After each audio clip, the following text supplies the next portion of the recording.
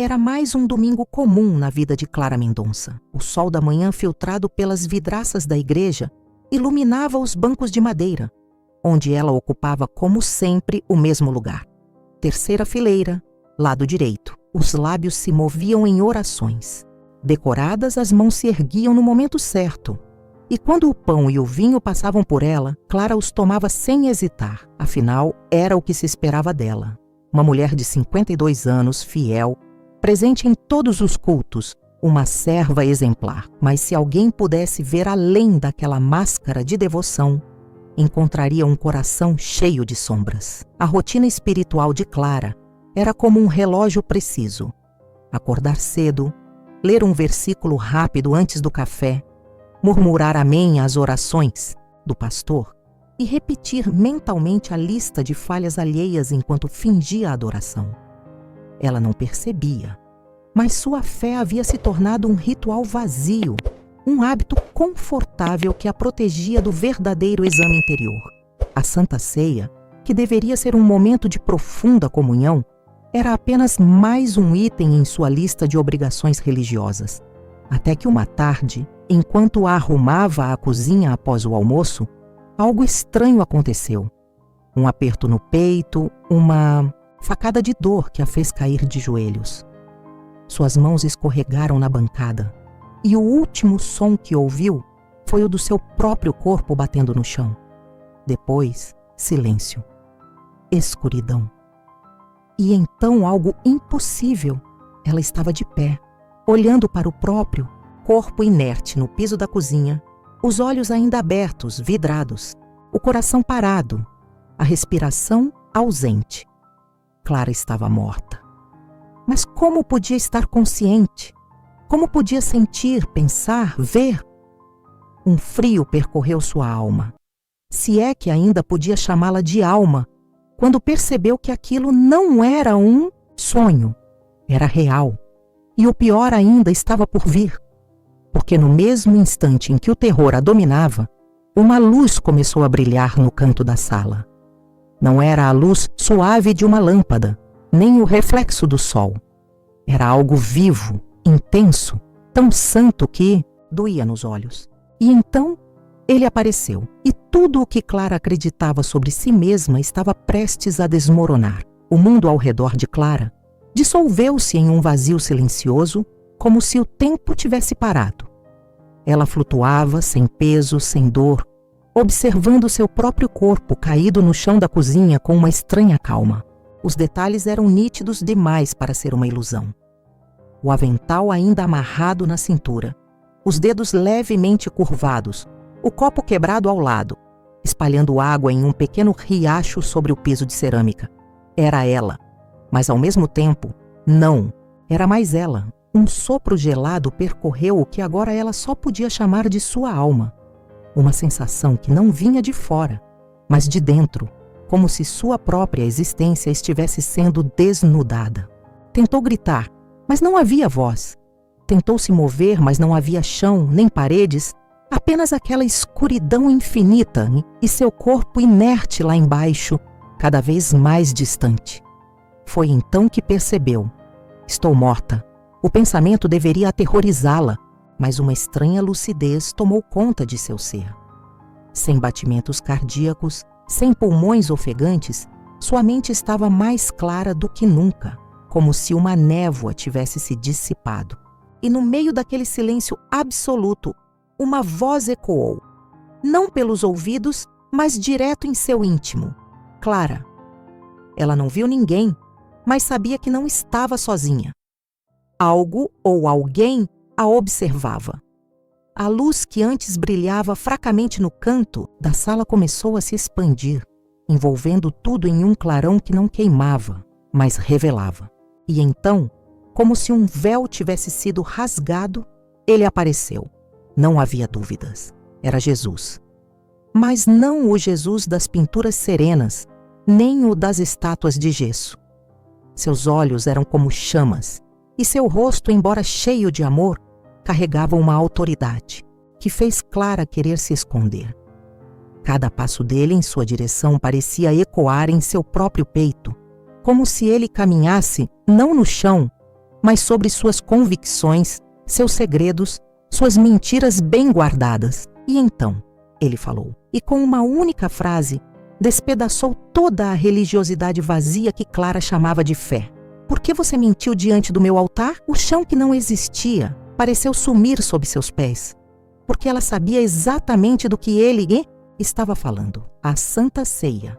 Ela havia participado indigna. A luz que emanava dele não era apenas visível, era sentinente, como se cada raio cortasse através das camadas mais profundas da alma de Clara, expondo o que nem ela mesma tinha coragem de encarar. Seu primeiro impulso foi desviar o olhar, mas uma força irresistível a manteve ali, paralisada, enquanto Jesus se aproximava.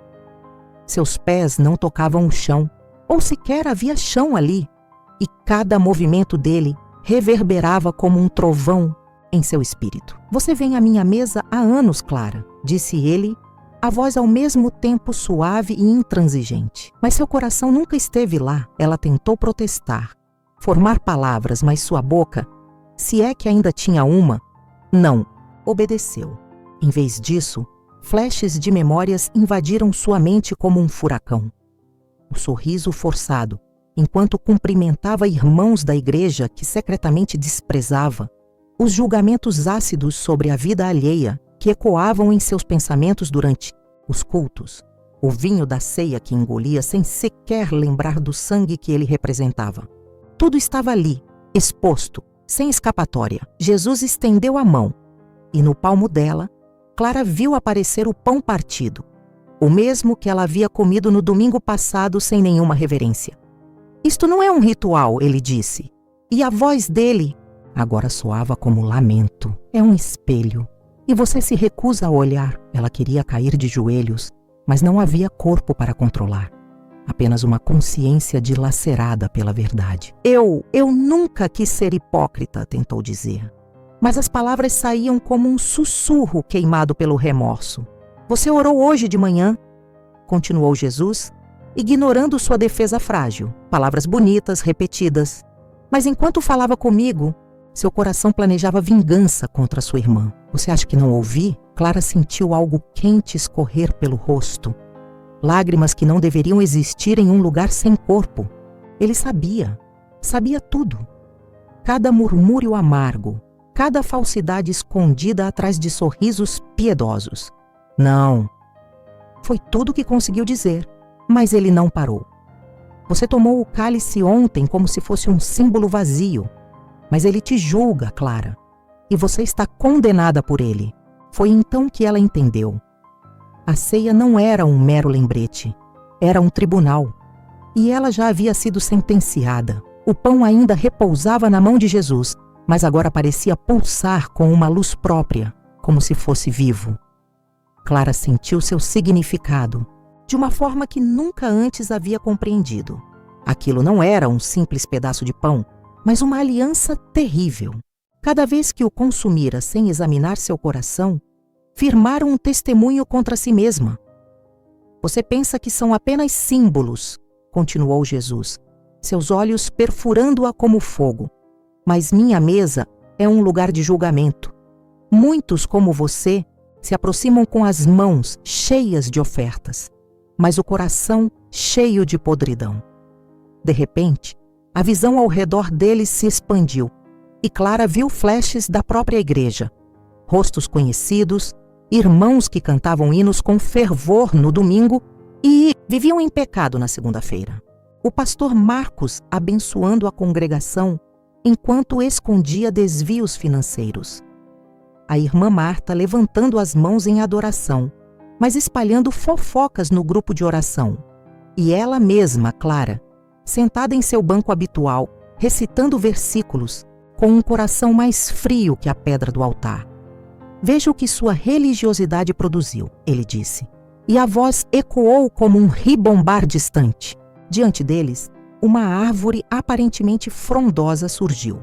Mas quando Jesus tocou seus galhos, as folhas murcharam instantaneamente, revelando frutos podres e raízes secas. Você cuidou da aparência, mas negligenciou as raízes. E agora não. A vida nelas? Clara tentou desviar o olhar, mas a visão a perseguia. Cada fruto apodrecido trava gravado um nome: fingimento, amargura, orgulho, hipocrisia. E no mais alto deles, seu próprio nome brilhava em letras negras. Não! Ela chorou, mas a árvore começou a arder em chamas silenciosas, consumindo-se em segundos até virar cinzas. Sua igreja está cheia de árvores como essa, Jesus declarou. E o fogo do meu julgamento já está aceso. Muitos comem e bebem sua própria condenação sem saber. E então, ele fez algo inesperado. Estendeu a mão novamente, mas desta vez não para mostrar o pão. Um cálice apareceu transbordando de um líquido vermelho tão vivo que parecia pulsar. Este é o verdadeiro cálice, ele disse.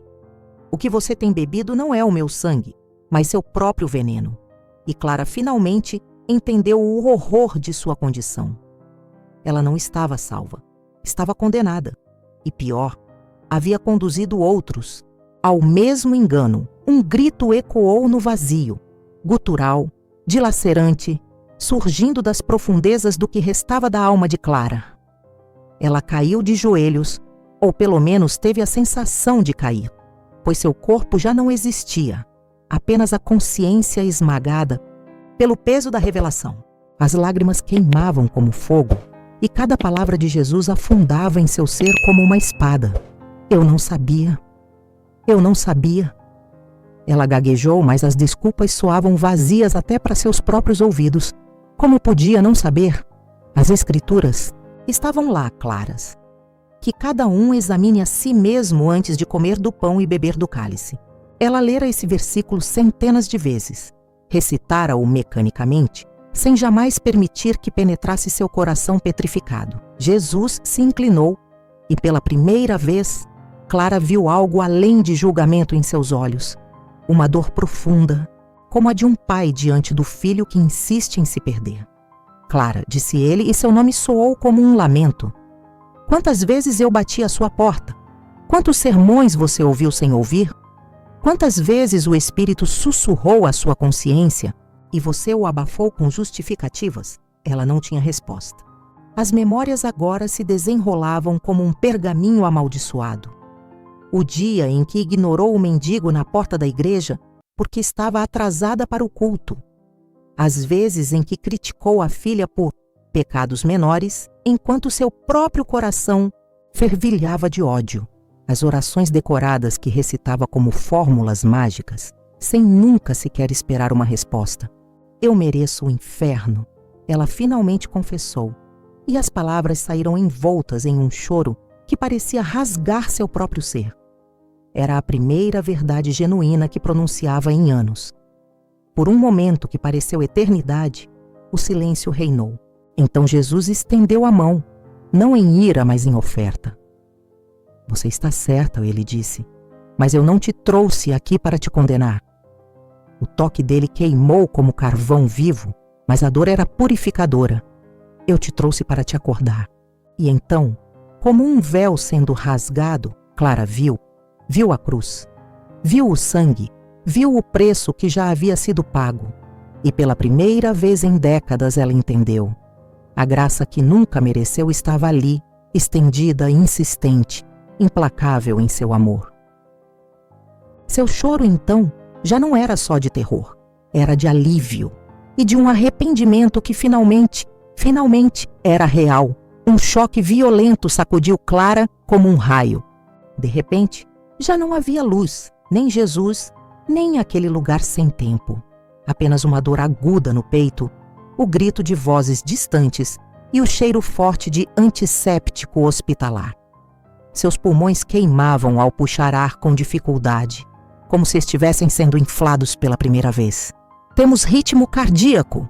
Gritou uma voz masculina. Clara arregalou os olhos, ofuscada pelas luzes brancas do teto da sala de emergência. Rostos desconhecidos de médicos e enfermeiros se debruçavam sobre ela, assuados e tensos. Alguém segurava desfibriladores, as pás ainda fumegando levemente. Senhora Clara, você está conosco? Consegue me ouvir? Perguntou uma enfermeira, apertando seu ombro com força. Ela tentou responder, mas só saiu um gemido rouco. Cada batimento do seu coração doía, como se o órgão tivesse sido esmagado e agora fosse remontado peça por peça. Mas a dor física era nada comparada ao turbilhão em sua alma. Eu estava morta. Eu o vi. Os médicos se afastaram aliviados quando seus sinais vitais se estabilizaram, murmurando sobre milagre e minutos preciosos sem atividade cerebral. Clara mal os ouvia. Seus olhos percorreram um ambiente branco e estéril, mas o que ela realmente via era aquele clarão santo, a voz que ecoava em seu íntimo o peso insuportável da verdade. Quando a transferiram para o quarto, finalmente sozinha, seu corpo tremia incontrolavelmente. As lágrimas escorriam quentes e silenciosas enquanto os dedos exploravam o peito, onde uma marca estranha, quase como um leve queimado, formava 2 pequenos pontos sobre seu coração. Pela janela, o sol da tarde começava a se pôr, tingindo as nuvens de laranja e roxo. Um dia normal para o mundo, mas Clara sabia que nada mais seria normal. Ela olhou para as mãos vazias, as mesmas mãos que haviam pegado o pão da ceia sem pensar, semana após semana. Agora tremiam como folhas ao vento. Quantos como eu estão fazendo o mesmo nesse exato momento? Pensou, com um nó na garganta. Quantos estão comendo e bebendo sua própria condenação sem saber? Lá fora, no corredor, ouviu risos e uma televisão distante anunciando o culto das 7 na igreja matriz. A vida seguia, mas Clara Mendonça havia deixado de existir. E alguém completamente nova e terrivelmente consciente havia voltado. Em seu lugar, os primeiros raios de sol entravam pela janela do quarto de hospital quando Ana, filha de Clara, chegou com um café na mão e olhos inchados de noites mal dormidas. "Mãe, você está pálida", disse, forçando um sorriso enquanto ajustava o travesseiro. Clara engoliu seco. Como poderia explicar o inexplicável? "Ana, preciso te contar algo importante", começou Clara, os dedos entrelaçados num aperto convulsivo. Quando meu coração parou, eu vi. As palavras morreram na garganta ao ver a expressão da filha mudar. Os olhos se estreitaram, a boca franziu num misto de preocupação e ceticismo. "Foi só um sonho, mãe." A médica explicou que alucinações são normais em casos de parada cardíaca. Ana interrompeu, abrindo uma embalagem de biscoitos com movimentos bruscos. "Toma, precisa se alimentar." Clara sentiu um nó se formar no estômago. Tentou novamente. Não foi alucinação, foi real. Jesus me mostrou coisas terríveis sobre... Dessa vez foi interrompida pela entrada do pastor Marcos com sua Bíblia, debaixo do braço, e o sorriso profissional de sempre. "Irmã Clara, que bênção tê-la conosco novamente", exclamou, colocando uma mão paternal em seu ombro. Quando Clara tentou compartilhar sua experiência, viu seus olhos se tornarem cautelosos. "Irmã, às vezes nosso cérebro cria imagens para lidar com traumas", disse, abrindo a Bíblia em Salmos. "Melhor focarmos nas promessas de Deus", Ana concordou, vigorosamente. "É isso mesmo, mãe. Não fica criando caso com essas visões." O pastor acrescentou em tom mais baixo. "E pensa na igreja. Se você começar a falar dessas coisas, as pessoas podem entender errado." Quando saíram, Clara ficou olhando para as portas que se fechavam, tão definitivamente quanto as portas da compreensão que acabavam de se trancar. Suas mãos tremeram sobre o cobertor hospitalar. Eles não acreditariam. Ninguém acreditaria. A enfermeira entrou para medir seus sinais vitais. "Pressão um pouco alta, dona Clara", comentou distraidamente. Ela não viu as lágrimas silenciosas que caíam no lençol, nem ouviu o sussurro rouco. Eles não entenderam. Ninguém entende. Na mesa de cabeceira, o pão seco do café da manhã repousava intocado, uma paródia macabra da ceia que agora lhe causava calafrios. Clara fechou os olhos e viu novamente a luz. Ouviu a voz que ninguém mais parecia capaz de escutar. Estava mais só do que quando estivera morta. O caderno espiralado repousava sobre o colo de Clara, suas páginas em branco a encararem como um desafio. A caneta tremulou em seus dedos por um instante antes de tocar o papel. Minha querida igreja, começou a escrever, depois riscou com força, muito formal. Ela respirou fundo e começou novamente. Irmãos que amo, preciso compartilhar algo que vai chocar vocês. As palavras fluíram então como um rio transbordante. Clara descreveu cada detalhe. A escuridão, a luz, o olhar penetrante de Jesus, a árvore de frutos podres com nomes conhecidos. Sua escrita era frenética, como se temesse esquecer algum detalhe crucial. Quando chegou à parte sobre o cálice do juízo, as lágrimas mancharam o papel, fazendo a tinta azul se espalhar como pequenas nuvens de tormenta. Do lado de fora, o telefone tocou. Era Ana novamente. Mãe, o pastor Marcos ligou. Ele está preocupado com essas suas ideias. Clara interrompeu a filha com uma firmeza que não tinha antes. Ana, eu preciso fazer isso. Se não falar, serei tão culpada quanto aqueles que me fizeram calar.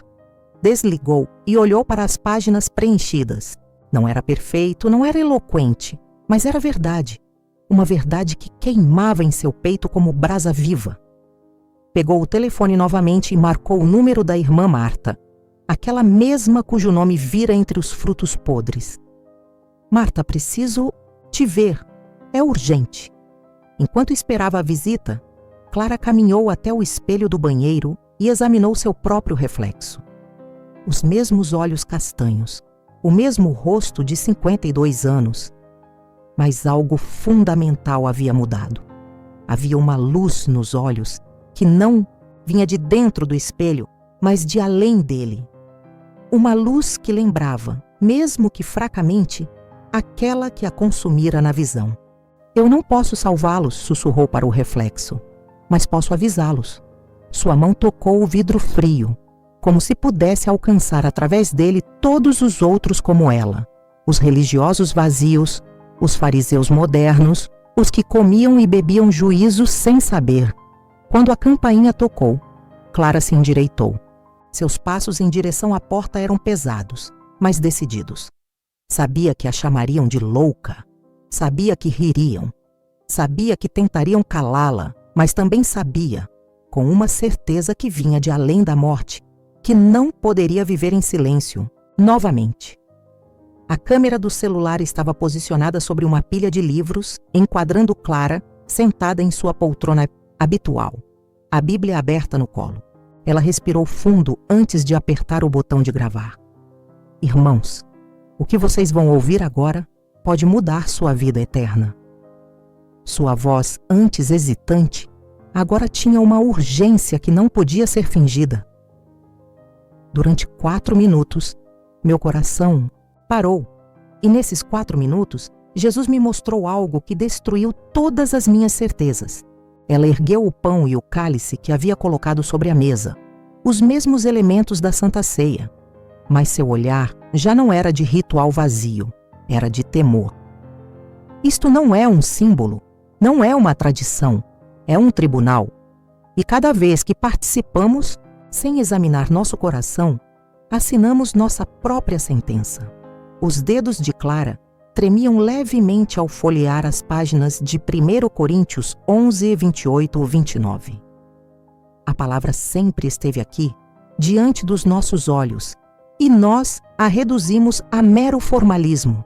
Mas eu vi, com meus próprios olhos, o que acontece quando alguém bebe indignamente. Ela fechou a Bíblia devagar. E eu não posso mais me calar. A luz do fim da tarde entrava pela janela, projetando sombras alongadas sobre o rosto marcado de Clara. Ela inclinou-se para a frente, como se quisesse atravessar a tela e agarrar quem estivesse assistindo. Não faça como eu fiz. Não espere ter uma parada cardíaca para descobrir que sua fé é morta. Examine-se, arrependa-se, porque o próximo culto pode não ser apenas mais um domingo na igreja, pode ser seu último. E então, com uma intensidade que faria até os céticos hesitarem, ela finalizou. E se você acha que isso é assustador, espere até ouvir o que vem a seguir. No próximo vídeo, vou revelar o aviso mais terrível que recebi. O que acontecerá com a igreja que trocou o poder de Deus por aparência de piedade. A gravação terminou abruptamente. Clara desligou a câmera e recostou-se na cadeira, exausta. Do lado de fora, os primeiros pingos de uma chuva pesada começaram a cair, batendo na janela como dedos insistentes. Ela não sabia se as pessoas ouviriam. Não sabia se acreditariam, mas uma coisa era certa: o silêncio havia acabado. O aviso estava dado.